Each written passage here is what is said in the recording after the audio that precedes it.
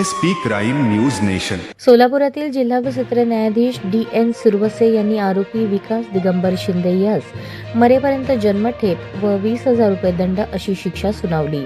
यात हकीकत अशी, जून-जुलै 2019 दरम्यान आरोपी हा 13 वर्षांच्या पीडितेस त्याच्या घरात बोलावून खाऊसाठी पैसे देतो असे म्हणून पीडितेच्या अज्ञानपणाचा गैरफायदा घेऊन तिच्यावर वेळोवेळी शारीरिक व लैंगिक अत्याचार करत होता. पीडितेला थम्सअपमध्ये काहीतरी मिसळून पाजले, त्यामुळे पीडितेला चक्कर आली आणि त्या अवस्थेत त्याने पीडितेवर अत्याचार केला. कोणाला काही सांगितलं तर जीवे ठार मारण्याची धमकी दिली. त्यातूनच पीडिता गर्भवती राहिली. ही बाब पीडितेच्या आईच्या लक्षात आल्यानंतर तिने पीडितेला त्याबाबत विचारणा केली असता पीडितेने आरोपीने तिच्यासोबत खाऊचे आमिष दाखवून आणि काहीतरी प्यायला देऊन शारीरिक लैंगिक अत्याचार केल्याचे सांगितले.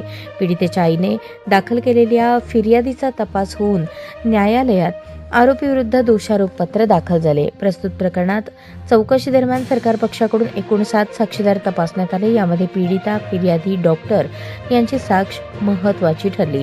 प्रस्तुत प्रकरणामध्ये DNA रिपोर्ट आणि पीडितेचे वय 13 वर्षे इतके लहान असताना आरोपीने तिच्यासोबत काहीतरी गुंगीकारक पेय देऊन अत्याचार केले असा सरकार पक्षाचा युक्तिवाद ग्राह्य धरून न्यायालयाने आरोपीस भारतीय दंडविधानच्या कलम 376(3) प्रमाणे आजन्म कारावासाची आणि 20,000 रुपये दंडाची शिक्षा सुनावली आहे. यामध्ये सरकार पक्षातर्फे सरकारी वकील प्रकाश जन्नू आणि शीतल डोके यांनी काम पाहिले. आरोपीतर्फे ॲडव्होकेट MD सोलनकर तर तपासी अंमलदार SP ताकवाले, कोर्ट पैरवी कोकणे, LPC काळे यांनी काम पाहिले.